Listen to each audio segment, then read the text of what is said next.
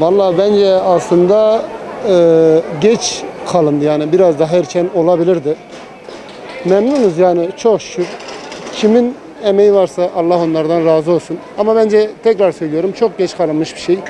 Ama yine buna da şükür. Keşke daha erken olsaydı. Sonuçta orası cami, yani müze ayrıdır, cami ayrıdır. Müzeyle camiyi birbirine karıştırmamak lazım. Çünkü orada insanların ibadet ettiği bir yer.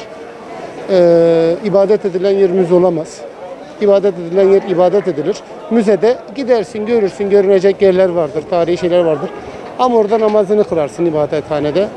Öyledir yani, bizim ülkemizde sonuçta. Burası da %99'u Müslüman olan bir ülke. Tabii bizim herkese karşı saygımız var. Ama insanların da, Avrupa'nın da, dünyanın da bize karşı saygılı olmasını istiyoruz. Kendi ülkemizde bize karışmamalarını istiyoruz. Biz kendilerinin ülkesinde kendilerine karışmadığımız gibi onların da bizim ülkemizde bize karışmamalarını istiyoruz. Ayasofya Müzesi değil de daha çok ona biz cami diye hitap ediyorduk. Gönlümüzdeydi o bizim.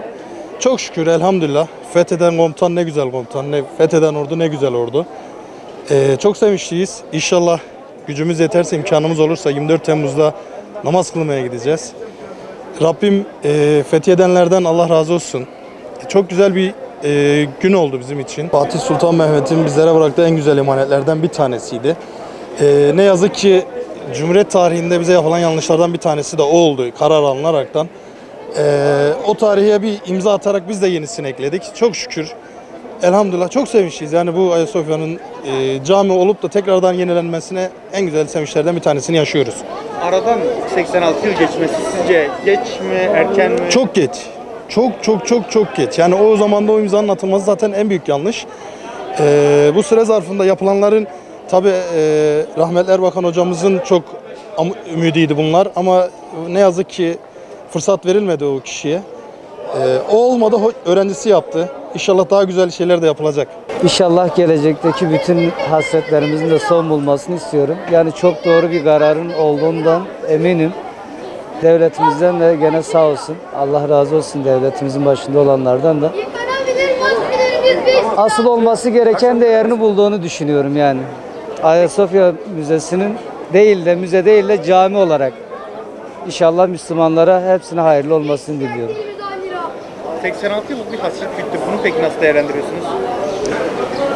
Baştaki işte Osmanlı döneminden sonra gelmiş olan kabinenin almış olduğu yanlış kararların şimdi 86 yıl sonra düzeltilmiş olmasına büyük bir sevinç olarak karşılıyorum yani. Vallahi Ayasofya'ya emeği geçenlere çok teşekkür ederiz. Ayasofya bizim için çok kıymetliydi. Bunu bilenler bilir. Biz genciz, bilmiyoruz da eskiler daha iyi bilir. Yapanlar, herkese teşekkür ederiz. Orada yapılan bütün ibadetlerin yapanların hepsinin defterine geçecek. Herkese teşekkür ederiz. Tabii 86 yıldır, daha dün hesapladım. Abime sordum. Dedim kaç yıl oldu? Dedi 86 yıl oldu dedi. Biz görmedik. Bunun kıymetini anlayamayız. Emek zor kazanılınca kıymeti olur. Biz de bunu bilmediğimiz için, ama şimdi inşallah bu yeni nesil bunun kıymetini bilecek, anlayacak inşallah. Çok geç açılmış bir şey bu. Yani Sayın Cumhurbaşkanımız da bunu açtı. Çok iyi bir olumlu olarak görüyoruz.